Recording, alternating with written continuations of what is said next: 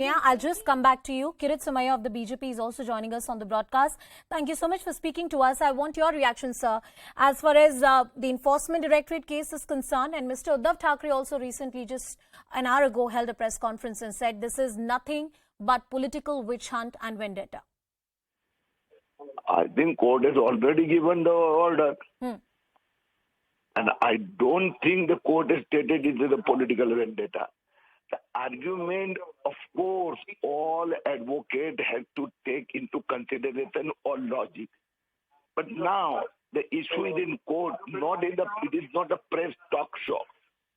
The court has given 3 days opportunity to Mr. Sanjay Raut to cooperate with the investigative agency.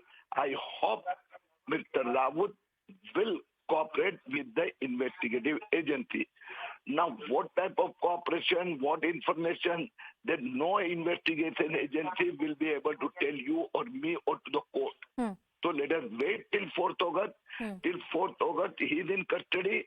Let us hope the issue between both of them will be sorted out and Mr. Raut will give all such information which the agency requires. No, you're right in saying that, sir, that this is not a matter to be speculated about. We seem to have lost that line. We'll try and reconnect and get more reactions, at least on what Uddhav Thackeray said, because the Shiv Sena chief, Mr. Uddhav Thackeray, has blamed the BJP. He has called it a political witch hunt and vendetta. On the other side, if you read the court order or the remand application copy of the Enforcement Directorate, they're talking about a money trail, which according to ED has been established. There are alleged kickbacks or siphoning of money that was done by Mr. Sanjay Raut and his close aides. My colleague Ashish Mehershi continues to be with us on the broadcast. Ashish, if you look at this remand application copy of the Enforcement Directorate, they're talking about crores of rupees, over 100 crore rupees, which were allegedly siphoned off. At the heart or at the core of any money laundering investigation is the attempt to establish some kind of money trail and to prove that there is guilt.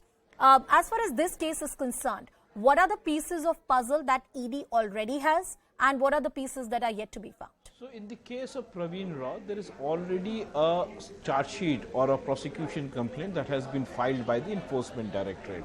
Now, if you go through the remand application that has been submitted before the court, it gives you the concise information on why Sanjay Raut is being arrested.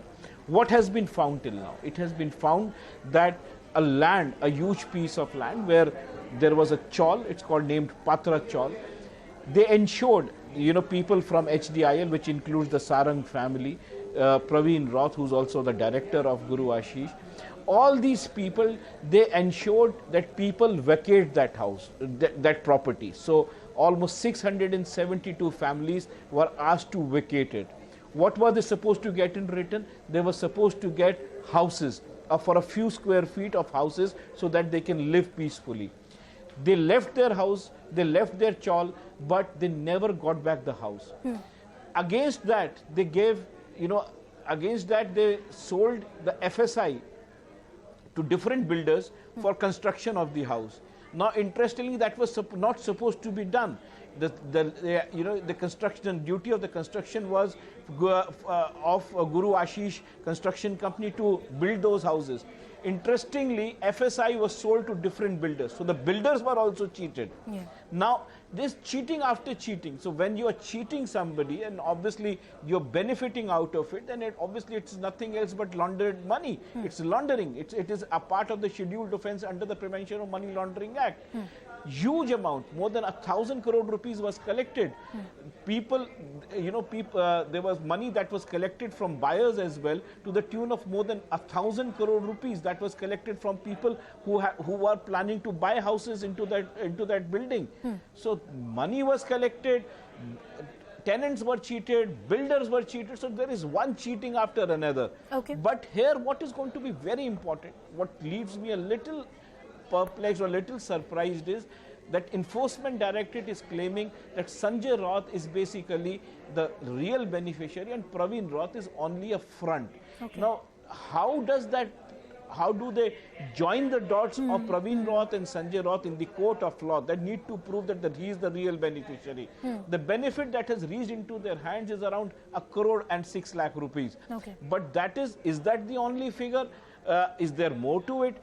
That the Enforcement Directorate has to prove in the supplementary charge sheet when they file in the case of Sanjay Raut. Very interesting what Ashish is pointing out, what they call lifting of the corporate veil. Will they be able to lift this veil and understand whether these transactions